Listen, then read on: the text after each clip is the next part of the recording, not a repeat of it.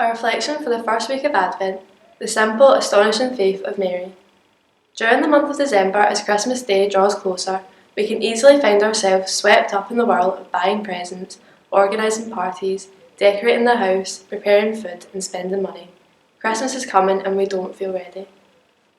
But since the earliest days of the faith, Christians all over the world have purposely taken time before Christmas to focus on the meaning of the coming of Jesus into our world as a crucial spiritual preparation.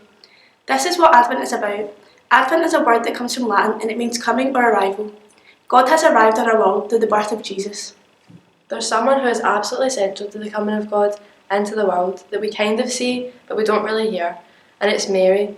Her voice, her wisdom, her theological insight, her praise, her reaction to the events. God purposely positioned a young woman with a front row seat for his coming into this world in Jesus. We've got a lot to learn from Mary's voice. Imagine being a young woman, no more than a teenager, in a poor, forgotten, occupied corner of a world empire. That is who Mary was, and Mary is the one who God chose to be the mother of Jesus. This tells us something really powerful about our God.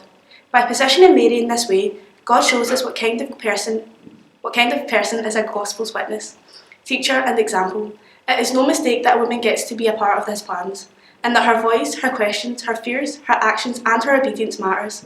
Mary is a real person with a voice, a person with questions and fears.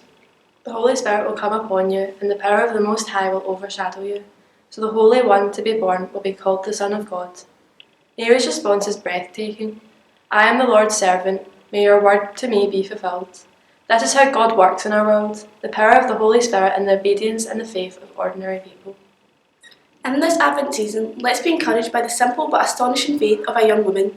Meditate on Mary's response, on her humility and her willingness to participate in God's plan. Think about the truth that nothing is impossible with God.